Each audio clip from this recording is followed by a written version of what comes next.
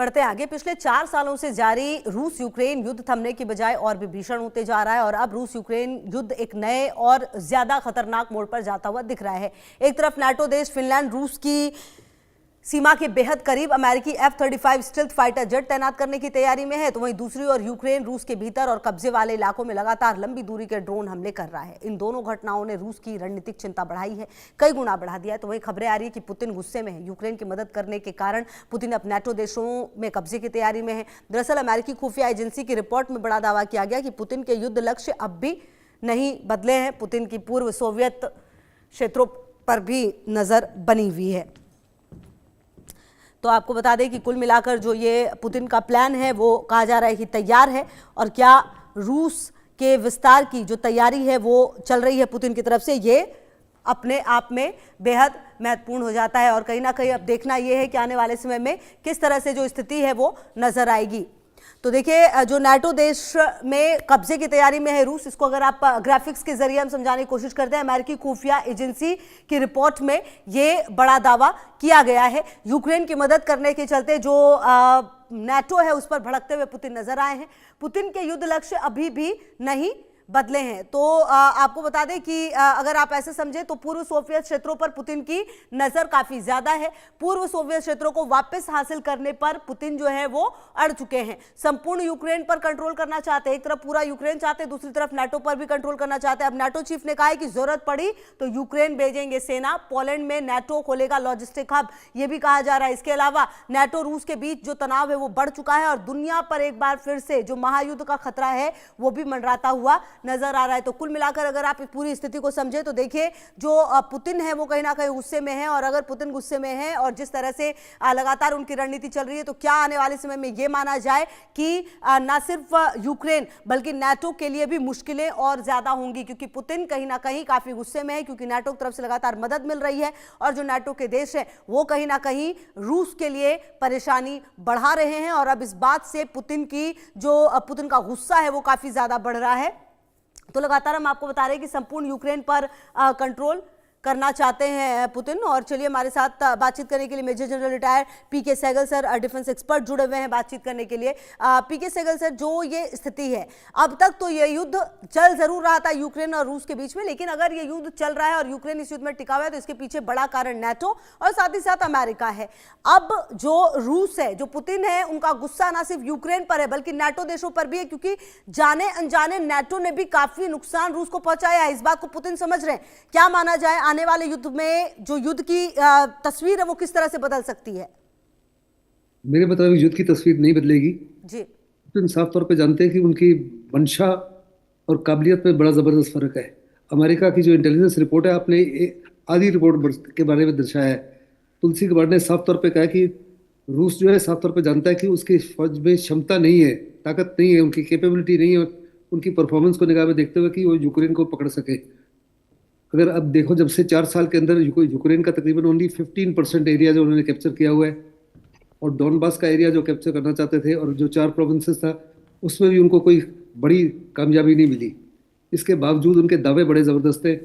उनकी मंशा ज़रूर है कि पूरे यूक्रेन के ऊपर कब्जा किया जाए। उनकी मंशा है कि जो पुराने सोवियत टेरिटरीज थी उनके ऊपर कब्जा किया जाए। लेकिन साफ तौर पे मुझे पक्का यकीन है कि उनमें क्षमता नहीं है, उनमें काबिलियत नहीं है। इसके बावजूद कि उनको रशिया को ईरान से सहायता मिल रही है in terms of kamikaze drones, Turkey से सहायता, सॉरी, ये नॉर्थ कोरिया से सहायता मिल रही है। नॉर्थ कोरिया ने अपने सैनिक भी भेजे, लेकिन कुछ हज़ार सैनिकों से फर्क नहीं पड़ता। उन्होंने लाखों से ज़्यादा सैनिक लगा दिए। कम से कम 10 लाख रशिया के सैनिक मर चुके हैं और उससे 3 गुना से ज़्यादा घायल हो चुके हैं। हज़ारों टैंक्स उनके बर्बाद हो गए, हवाई जहाज़ बर्बाद हो गए, हेलीकॉप्टर बर्बाद हो गए। बड़े पैमाने पर वो युद्ध कर रहे हैं यूक्रेन के अंदर। उनके इंफ्रास्ट्रक्चर को बर्बाद कर दिया, उनके एनर्जी को बर्बाद कर दिया, उसके कई ब्रिजेस को बर्बाद कर दिया, उसकी फैक्ट्रीज को बर्बाद कर दिया। लेकिन उसी प्रकार यूक्रेन की तरफ से भी घमासान, क्या कहते हैं, उनके हमले हो रहे हैं। उनकी रिफाइनिंग कैपेबिलिटी जो है करीबन 40 to 50% कम हो गई है। उनकी जो ऑयल जिससे उनका रेवेन्यू जनरेट होता है उसमें भी तकरीबन 40% कमी हो गई है। पहले तो यूक्रेन उनके ब्लैक सी के अंदर उनके शिप्स को बर्बाद कर रहा था, उनकी ऑयल फैसिलिटी को बर्बाद कर रहा था। अभी कैस्पियन सी में भी कल कुछ दिन पहले हमले हुए हैं। तो यानी दूसरे लफ्ज़ों में ये लड़ाई दो तरफा है। एक तरफा यूक्रेन है और यूक्रेन को हर प्रकार की मदद दे रहा है नेटो। उससे पुतिन गुस्से में तो जरूर है, लेकिन गुस्से से लड़ाई नहीं जीती जाती। हम्म। लड़ाई अगर जीतनी है तो आपको ठंडे दिमाग से कार्रवाई करनी होती है। मैं खुद फौज का जनरल रह चुका हूँ। ठंडे दिमाग से बड़ा सोच समझ के कार्रवाई करनी है। और साफ तौर पे तुलसी गबार्ड की जो रिपोर्ट है उसमें कहा गया कि रशिया के पास ना तो पर उनकी परफॉर्मेंस को देखकर उनके जो उच्च दर्जे के सैनिक थे वो तो सारे मर चुके हैं। उनके जो अभी सैनिक हैं उनको सही प्रकार की ट्रेनिंग भी नहीं है, सही प्रकार का इक्विपमेंट नहीं है, सही प्रकार की ड्रेसेज नहीं है, उनकी सही प्रकार की मोटिवेशन नहीं है, उनका मोरल नहीं है। वास्तव में वहाँ पे रशिया के लोग जो हैं वो बैटल फिटिग्ड हो चुके हैं, उनके कमांडर बैटल फिटिग्ड हो चुके हैं। उसके बावजूद पुतिन की अगर मंशा है कि वह पूरे यूक्रेन को कब्जा करे, तो मुझे नहीं लगता कि मंशा पूरी हो सकती है। जब ये लड़ाई स्टार्ट हुई थी आज से 4 साल पहले, केवल मैं ही था जिसने साफ तौर पे कहा था पुतिन ने बहुत बड़ी गलती की है, पुतिन ये युद्ध जीत नहीं सकते और नेटो जो है यूक्रेन का युद्ध हारने नहीं देगा। मैं अभी भी यही कह रहा हूँ, पुतिन ये युद्ध जीत नहीं सकते और जहाँ तक नेटो की कंट्रीज हैं वो यूक्रेन को ये युद्ध हारने नहीं देंगी। क्योंकि अगर यूक्रेन दब जाता है और यूक्रेन हार जाता है तो पूरे यूरोप के ऊपर जबरदस्त खतरा है रशिया की तरफ से। ऐसे बिल्कुल। ऐसे में किसी भी हालत में वो पुतिन को सक्सेसफुल नहीं होने देंगे। ठीक है सर, आप रहिए हमारे साथ, हम आगे भी आपसे बातचीत करेंगे, जानने की कोशिश करेंगे इस पूरी स्थिति को। लेकिन इस बीच एक अहम जानकारी अपने दर्शकों को दे दें। रूस यूक्रेन के बीच भीषण युद्ध लगातार जारी है। यूक्रेन के कई शहरों पर रूस का जोरदार हमला है। कीव से लेकर ओडिशा तक रूस का कहर है। ज़पोरिज़िया पर भी रूस का ड्रोन अटैक देखने को मिला है। यूक्रेन के वेपन डिपो को भी तबाह कर दिया गया है। तो कीव से लेकर ओडिशा तक जो युद्ध है वो देखिए किस तरीके से आगे बढ़ रहा है। जो ज़पोरिज़िया है वहां पर भी हमला किया गया है। तो कहीं ना कहीं पीके सहगल सर, देखिए यूक्रेन के कई शहरों पर एक बार फिर से हमला हुआ है। कीव से लेकर ओडिशा तक, ज़पोरिज़िया तक, और हर उस जगह को हमला करके खत्म करने की कोशिश की जा रही है रूस की तरफ से, जहां रूस ये समझता है कि यहां से मदद मिल रही है यूक्रेन को युद्ध में बने रहने में। तो कुल मिलाकर जो रूस की रणनीति है सर, आने वाले समय में किस तरह से और देखने को मिलेगी? देखो, रूस बार बार धमकी तो दे रहा है कि वो न्यूक्लियर हथियार भी इस्तेमाल कर सकता है, वो हर कार्रवाई कर सकता है उन देशों के खिलाफ, खास करके जर्मनी, फ्रांस और ब्रिटेन और पोलैंड वगैरह, जो हंगरी, जो बड़े पैमाने पर यूक्रेन की सहायता कर रहे हैं। लेकिन आपको नहीं ये भूलना चाहिए कि जहाँ तक यूरोप का ताल्लुक है, इवन टुडे यूरोप का जीडीपी रशिया के जीडीपी से तकरीबन 10 गुना ज़्यादा है। और 2030 तक वो अपने डिफेंस बजट को 5% स्पेंड करने जा रहे हैं जीडीपी का। उनमें भी बड़े पैमाने पर विस्तार हो रहा है, उनमें भी बड़े पैमाने पर वॉर मेकिंग पोटेंशियल को खड़ा किया जा रहा है। और जहाँ तक अमेरिका का ताल्लुक है, अमेरिका डायरेक्ट सपोर्ट तो नहीं कर रहा, लेकिन अमेरिका साफ तौर पे कहता है कि यूक्रेन की मदद के लिए अमेरिका से जितना हथियार खरीदना चाहे वो यूरोप खरीद कर उनको यूक्रेन को दे सकता है। That's exactly what Europe is doing. ऐसे में मुझे नहीं लगता किसी प्रकार से युद्ध थर्ड वर्ल्ड वॉर में कन्वर्ट हो सकता है। धमकी जरूर है, अगर उन्होंने धमकी को कन्वर्ट करके एटॉमिक अटैक करना होता या न्यूक्लियर अटैक, मिनी अटैक करना होता, तो 4 सालों में 10 लाख सैनिक अपने नहीं मरवाते, आज से पहले ही कर लिया होता। लेकिन उनको साफ तौर पे मालूम है कि nuclear weapon is a weapon of deterrence, is not a weapon of war. क्योंकि ब्रिटेन के पास भी वो वेपन्स हैं, फ्रांस के पास भी वेपन्स हैं। आपको हज़ारों की तादाद में नहीं चाहिए, 15 से 20 weapons is enough to wipe out Moscow, to wipe out Stalingrad, to wipe out Leningrad and to wipe out all the major ports जहाँ से रशिया जो है अपने ऑयल को एक्सपोर्ट करता है।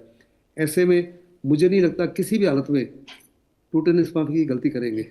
और साथ ही साथ हिंदुस्तान ने और चाइना ने बड़े पैमाने पर पुतिन को साफ तौर पे कहा हुआ है कि किसी भी हालत में वो न्यूक्लियर वेपन का इस्तेमाल नहीं करेंगे। और दूसरी शर्त साफ तौर पे लगाई हुई है रशिया ने भी, चाइना ने भी, इंडिया ने भी और अमेरिका की तरफ से भी, वो जेलेंस्की को नहीं मारेंगे। वो अगर वो चाहते तो जेलेंस्की को बर्बाद कर सकते थे, उसको मार सकते थे, लेकिन जेलेंस्की को नहीं मारेंगे। अभी पुतिन कहते हैं कि हम बातचीत करने के लिए तैयार हैं, लेकिन मैं बातचीत जेलेंस्की के साथ नहीं करूंगा क्योंकि वो इलीगल ऑक्यूपेशन में है। 1 साल से उनकी टेन्योर खत्म हो चुकी है। उन्होंने मार्शल लॉ डिक्लेयर किया हुआ है जब से लड़ाई स्टार्ट हुई है, और मार्शल लॉ के तहत इलेक्शन नहीं हो सकते। वो कह रहे हैं कि हम बमबारी बंद कर देंगे अगर यूक्रेन इलेक्शन के लिए राजी हो जाता है। लेकिन साफ तौर पे जेलेंस्की ने कहा है कि किसी प्रकार से इलेक्शन नहीं करवाई जाएंगी जब तक ये युद्ध समाप्त नहीं होता। अभी मियामी में 3 देशों की, 3 अमेरिका की, यूरोप की और यूक्रेन की बातचीत हुई है। बड़े पैमाने पर प्रपोजल डिस्कस हुए जी। और जहाँ तक ट्रंप का ताल्लुक है, ट्रंप साफ तौर पे कह रहे हैं हम बड़े नज़दीक पहुँच चुके हैं कुछ समझौते के। वो कितना नज़दीक पहुँचे हैं ये तो मैं नहीं जानता, लेकिन ट्रंप बार बार कह रहे हैं कि हम we are almost there, we are almost there, we are almost there. क्या वास्तव में उसी माफिक दबाव पड़ रहा है चाइना की तरफ से, हिंदुस्तान की तरफ से और कुछ और देशों की तरफ से रशिया के ऊपर कि बहुत काफ़ी हो गया, अभी ये युद्ध खत्म किया जाए। लेकिन युद्ध का विराम रशिया शायद एक्सेप्ट कर लेगा अगर जो 4 प्रोविंसेस जो है, जो उन्होंने रेफरेंडम के माध्यम से जिनके ऊपर कहा दिया कि रशिया के या रशिया के लोग रहते हैं और रशिया इनको कैप्चर करना चाहता है, उसमें सिर्फ डॉनबास का एरिया जो है उसमें भी दो एरिया हैं, एक लुशांस्क है और एक डोनेस्क है। डोनेस्क का एरिया जो है तकरीबन आई से ऑलमोस्ट 40 to 50-60% कैप्चर हो चुका है। लुशांस्क का एरिया उससे कम कैप्चर हुआ है। तो जहाँ जेफ्रोनिया का एरिया है उसमें सिर्फ जो न्यूक्लियर प्लांट का एरिया है वो रशिया के कब्जे में है। That's the biggest nuclear power plant of complete Europe. उसको कब्जा करना नहीं छोड़ना चाहते। और जहाँ तक उसकी जो चौथी प्रोविंस है उसमें कब्जा बहुत कम हुआ है और वो क्रीमिया को रिटेन करना चाहते हैं। और अलॉन्ग दी बॉर्डर अगर देखो तो टोटल 15 to 20%, 4 साल में इससे ज़्यादा उनकी एडवांसमेंट नहीं हुई। लाखों सैनिक उन्होंने लगा दिए हैं। यूक्रेन के पास प्रॉब्लम है कि मैन पावर की कमी है, इक्विपमेंट की कमी है, लेकिन इक्विपमेंट को पूरा और पैसे की कमी है।